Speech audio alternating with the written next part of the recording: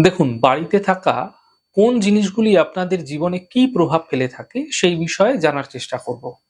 দেখুন, যদি আপনার গৃহে অনেক সময় এমনটি হয়ে থাকে কি আপনার গৃহে কোনো পুরনো আসবাবপত্র ছিল, কাঠের আসবাবপত্র ছিল সেটা ভেঙে গেছে, নষ্ট হয়ে গেছে, আপনারা ফেলে রেখে দিয়েছেন। তা ধীরে, ধীরে কি হচ্ছে জলে পচে যাচ্ছে, নষ্ট হয়ে যাচ্ছে। এমনটি হচ্ছে তাহলে মূলত রবি দুর্বল হতে থাকে। রবি দুর্বল হলে কি হয়? দেখুন, রবি হচ্ছে মান-সম্মানের কারক।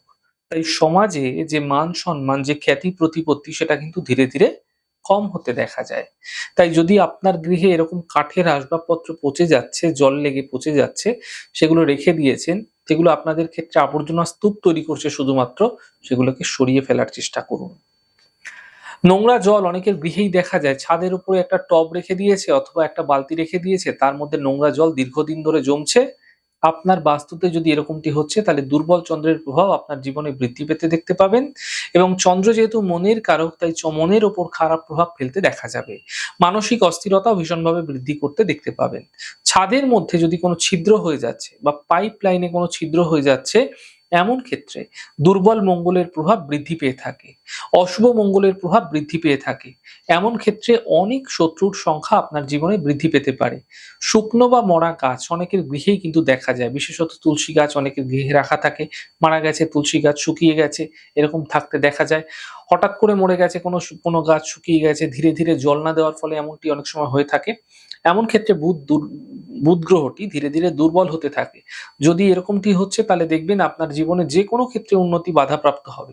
তাই উন্নতিতে বাধাকে দূর করার জন্য শুকনো বা মরা গাছকে সরিয়ে ফেলুন।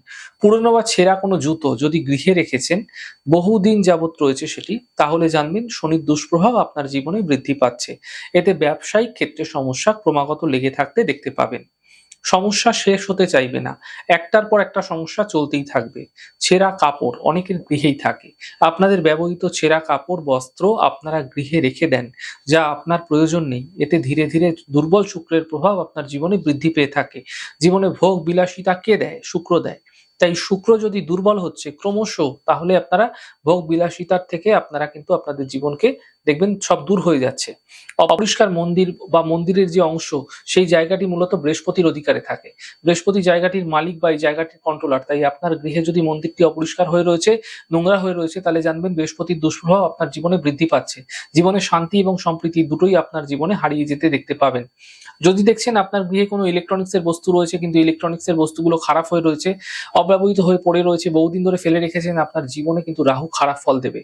রাহু দুর্বল হবে, আপনার জীবনে উন্নতি হারিয়ে যাবে। আপনার জীবনে সাফল্য আসতে চাইবে না সহজে। সকল কাজে প্রয়াস করবেন কিন্তু সকল কাজেই বাধা পেতে দেখতে পাবেন।